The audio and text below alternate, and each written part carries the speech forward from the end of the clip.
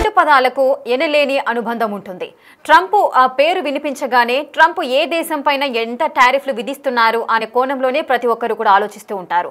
So తన మాట వినని, తన ఆధిపత్యము భరించని, తనను అవలంబించని ఏ దేశాలు అయితే ఉన్నాయో వారిపైన టారిఫ్స్ విధిస్తూ ట్రంప్ ఈ మధ్యకాలంలో ప్రతిసారి ప్రతిరోజు వార్తల్లో నిలుస్తూనే వస్తున్నారు. అమెరికా ప్రెసిడెంట్ ట్రంప్ ఆయన తీసుకుంటున్న నిర్ణయాలు, ఏకపక్ష విధానాల వల్ల కూడా వివిధ దేశాల ప్రజలే కాదు, సొంత ప్రజలే అంటే అమెరికా ప్రజలే కూడా ట్రంప్ ఎటువంటి నిర్ణయాలు తీసుకుంటున్నారో వాటిపైన అసంతృప్తిగా ఉన్న సిచ్యువేషన్ కూడా కనిపిస్తోంది. అసలు అగ్రరాజ్యాధినేత డొనాల్డ్ ట్రంప్ నిత్యం తన నిర్ణయాలతో అయితే వార్తల్లోనే నిలుస్తున్నారు. తాజాగా ఆయన ఎందుకు వార్తల్లో నిలిచారు అంటే ఆ విషయాన్ని మనం ఒకసారి చూద్దాం. మనోడి తీరు అమెరికన్లకు కూడా నచ్చడం లేదంటూ ఒక న్యూస్ అయితే వస్తోంది. ఇది నిజమండి బాబు, అమెరికన్లు తమ అధ్యక్షుడిని ఎక్కువగా వ్యతిరేకిస్తున్నారని తాజాగా ఒక సర్వే అయితే వెలుగు చూసింది. రైట్, ఇక ట్రంప్ 242 రోజుల పాలన సాగించారు.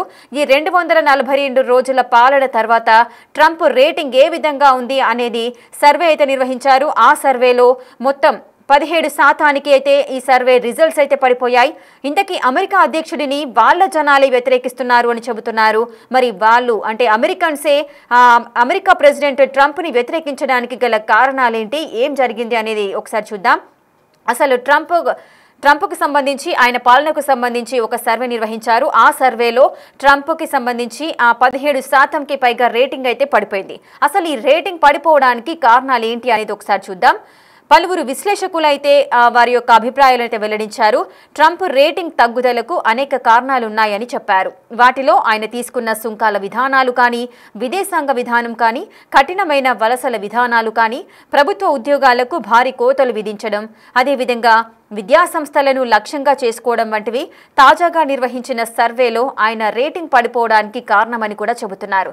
ఇక ట్రంప్ ప్రెసిడెంట్గా ఉన్నప్పటి నుంచి కూడా ఎప్పుడైతే ప్రెసిడెంట్ పదవిని స్వీకరించారో అప్పటి నుంచి అనేకమైన నిర్ణయాలు తీసుకున్నారు. వాటిలో ముఖ్యంగా అటు విదేశాంగ విధానం, కఠినమైన వలసల విధానాలు, ఈ విధంగా ప్రతి ఒక్క నిర్ణయం కూడా సొంతంగా తీసుకున్నారు.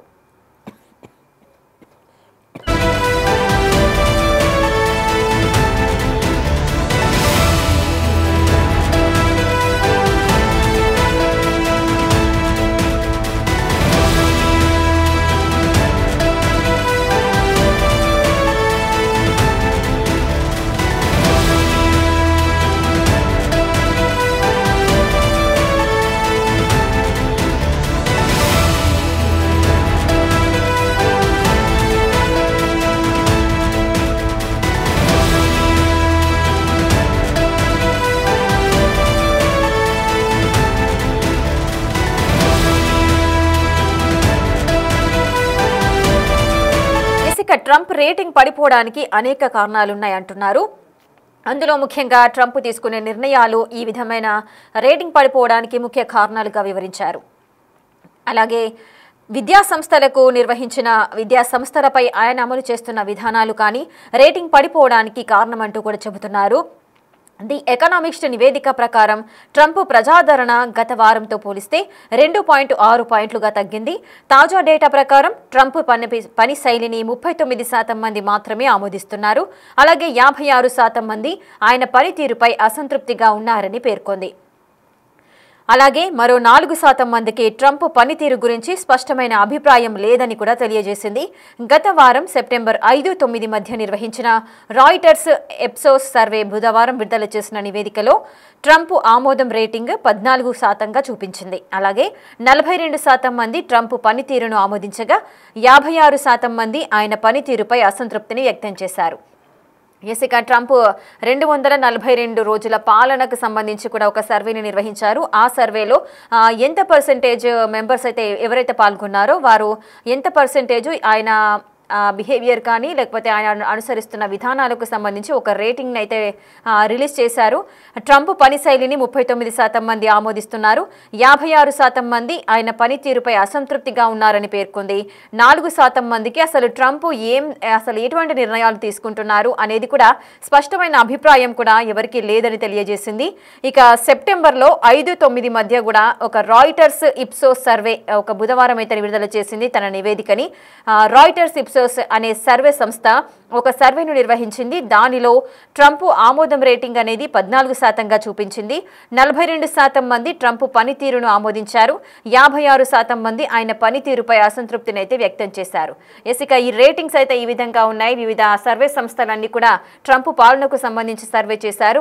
వాటి రేటింగ్స్ ఈ విధంగా ఉన్నాయి.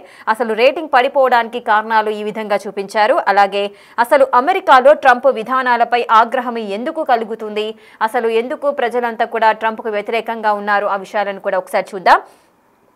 9 నెలలుగా సాగుతున్న ట్రంప్ పాలనపై ప్రజలు ఆగ్రహంగా ఉన్నారని కొన్ని నివేదికలైతే వెల్లడిస్తున్నాయి. అటు వాణిజ్య ఒప్పందాలు, వలస విధానం, శ్రామిక శక్తి, విదేశాంగ విధానంలో ప్రధాన మార్పులను అక్కడి ప్రజలు వ్యతిరేకిస్తున్నారు. దీంతో పాటు ట్రంప్ తన ప్రసంగాల్లో న్యాయశాఖ, అమెరికన్ విశ్వవిద్యాలయాలు, న్యాయమూర్తులు, న్యాయవాదులు, మీడియా తదితర సంస్థలపై కూడా దాడి చేస్తున్నారు. ట్రంప్ విధానాలు, దూకుడు శైలిపై అమెరికన్ ప్రజలలో ఆగ్రహం పెరుగుతోందని ఈ నివేదికలు తెలియజేస్తున్నాయి.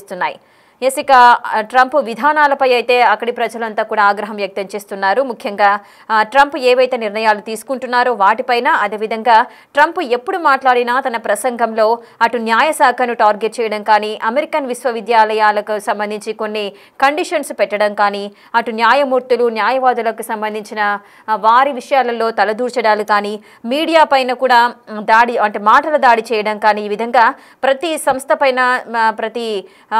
పైన ఈ విధమైన వ్యాఖ్యలు చేయడము కూడా ట్రంప్పై ప్రజలకు అభిప్రాయం అయితే మారిపోతూనే ఉంది. వారు అసంతృప్తిని వ్యక్తం చేస్తున్నారు ట్రంప్కు సంబంధించి.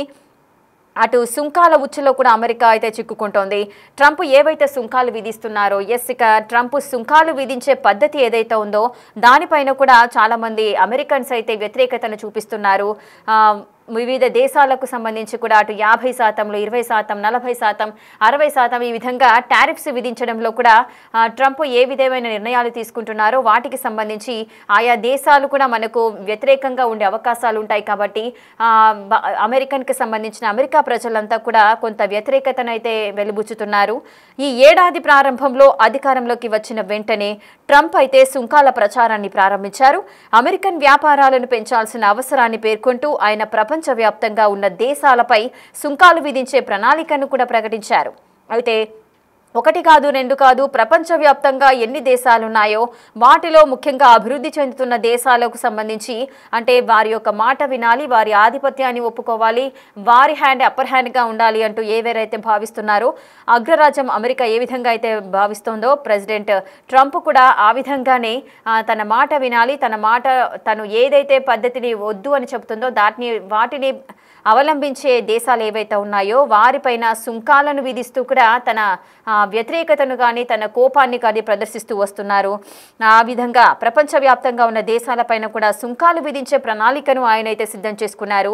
అటు అమెరికా భారతదేశానికి అతిపెద్ద వాణిజ్య భాగస్వామి. కానీ అయినప్పటికీ కూడా ట్రంప్ భారత వస్తువులపై 25% సుంకం విధించారు. ఆ తర్వాత రష్యా చమురు కొనుగోలు చేసినందుకు శిక్షగా ఇండియాపై మరొక అదనంగా 25% సుంకం విధించారు. ఇక భారతదేశంకి సంబంధించి అటు భారతదేశం, అమెరికా ఈ 2 దేశాల మధ్య వాణిజ్య ఒప్పందాలు ఏవైతే ఉన్నాయో అవన్నీ కూడా సాఫీగా జరిగిపోతున్నాయి. అయినప్పటికీ కూడా 25% సుంకాలను భారత్పై విధించారు ట్రంప్. ఆ తర్వాత రష్యా చమురు కొనుగోలు చేసినందుకు అంటే రష్యా నుంచి ఇండియా ఏదైతే చమురు కొనుగోలు చేస్తుందో అది చమురు కొనుగోలు చేయకూడదు మీరు అంటూ కూడా కొన్ని ఆంక్షలు విధించింది అమెరికా.